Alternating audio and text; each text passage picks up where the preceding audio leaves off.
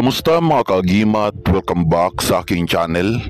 Sa video natin ngayon ay ating pag-uusapan ang tungkol sa mutya ng luyang kusol na naging bato at taglay nitong mga mahika gahom bertudes. Paki-like and subscribe lamang po mga kagimat kung sakaling nagustuhan nyo ang mga ganitong sahing video. Maraming salamat po mga kagimat. Kagimat 13 years Babaylan uno.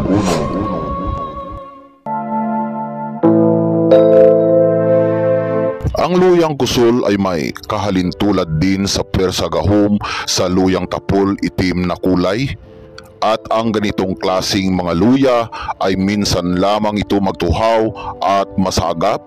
At mas lalong mahirap hanapin din ang kanyang sikritong agimat na katulad ng mutya ng luyang kusol na naging bato ang kanyang buong aura. Ang mutya ng luyang kusol na naging bato ay may maraming mahikagahong bertudes na taglay. At isa na nga dito mga kagimat na bertudes gahom niya ay ang pinakamabisang pangontra sa mga aswang. Kapag may presensya ng aswang na lumalapit sa iyo o di kaya ay tumabi sa iyo sa hindi inaasahang mga pangyayari, siya ay hindi makakatagal mga kagimat. Ang buong katawan ng aswang ay manghabal o mangangati at ang buo niyang pwersa at kapangyarihan ay hihina at mapilitan siyang umalis para makatakas sa bertudes ng mutya luyang kusol na siyang may kakayahan na mapahina ang kanyang lakas at kapangyarihan. Pinakamabisa din itong panglaban sa mga hilas, lalo na sa mga sanggol mga kagimat. Kapag ang sanggol ay iyak ng iyak sa takip silim at hating gabi na wala namang sakit mga kagimat, ibig sabihin siya ay nadapuan ng hilas na mahika. Pero ano nga ba ang tinatawag na hilas? Explain ko sa inyo mga kagimat kung ano ang pinakamalalim na sagot ng hilas at ang kanyang mga sanhi. Hilas ang tawag namin ito sa salita namin sa Karaya mga kagimat, isang mahika ng mga taglugar, engkanto, maligno, aswang at marami pang ibang engkantuhanong lamang lupa.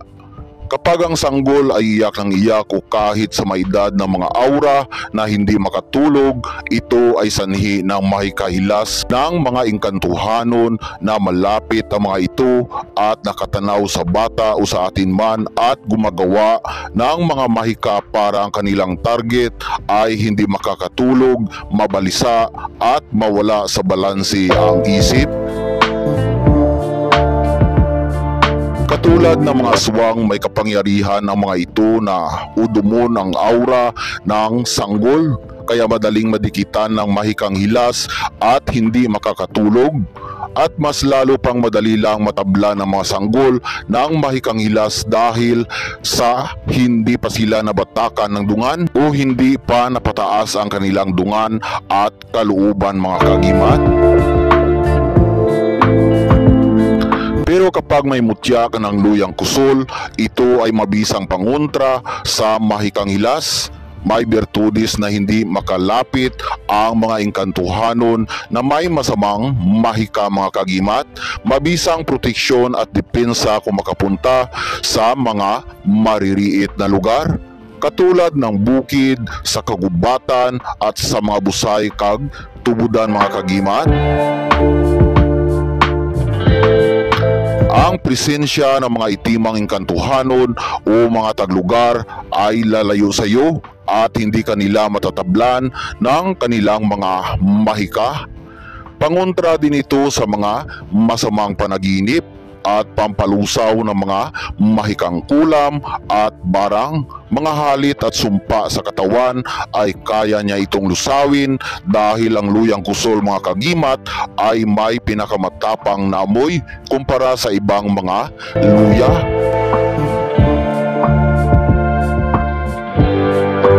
At ang luya na ito mga kagimat ay hindi makakain at hindi ito pwede na ilagay na pangsangkap ricados sa ating mga lulutuin o mga gulay dahil sisirain ito ang lasa ng inyong niluluto mga kaagimat. Ang mutya ng luyang kusol ay may bertudis din na pangalis at pangontra sa mga usog, mga tuyaw at mga bugno. May bertudis din ito sa pampaswerte, sa negosyo at sa trabaho mga kagimat, at mabisang agimat sa pagpalakas ng ating kalusugan sa loob at labas. May bertudis sa cleansing aura gahom. Pinapadapo nito ang mahikang putian sa katawan ng may hawak sa kanya at pinapalis ang mahikang sabid, itiman mga kagimat, at pinapalakas at pinapatalas ang memorya, balanse sa bawat emosyon, pampaliwas sa mga hindi inasahang mga panganib at mga sakuna. Matibay na proteksyon at depensa sa mga buntis para sa hindi tatablan ng mga dapong gahom ng mga engkanto, at may kapangyarihan ito mga kagimat sa pangtanggal at pangliwas sa pusod sabod na tinatawag ng sanggol sa loob ng tiyan ng mga buntis. Marami sa mga buntis kung sila ay magpa-ultrasound kadalasan ay may mga pusod ng bata na nakasabod o nakapulupot mga kagimat, at ito ay tinatawag na concord mga kagimat. Kaya kapag may ganitong agimat ang mga buntis, ito ay nakakatulong para mapalusaw ang pusod na nakapulupot sa bata. Gagana ang bertudis ng mutya kusol ng kusa basta ikaw ang kinikilala nitong tagapag-alaga sa kanya mga kagimat. Pero kapag buntis ay bawal na magsuot ng kwintas, kaya ang mainam na gawin mga kagimat ay ilagay lamang ito sa itim na tila o di kaya ay ilagay sa may bag mga kagimat o di kaya ay sa hawakan. Ang mutya na ito ay may mahika bertudis din sa pampalakas ng kapangyarihan ng isang manggagamot, surihan at mga antingiros. Malaki ang maitutulong nitong kanyang gahom para sa kalaman sa panggagamot, at nakakatulong din ito na mapaamo ang ating tagsang mga gabay at mga surog at hinuptanan.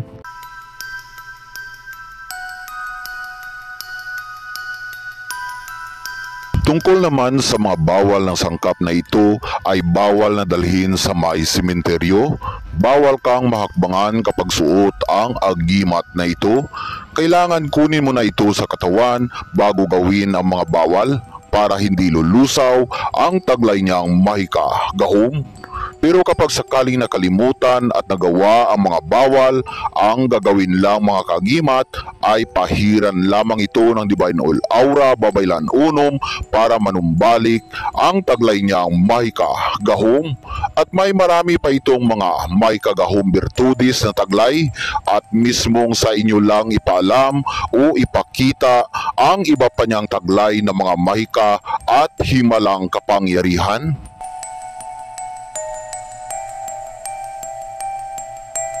Sa pagtatapos ng ating video ay muli po akong nagpapasalamat sa inyong mga kagimat.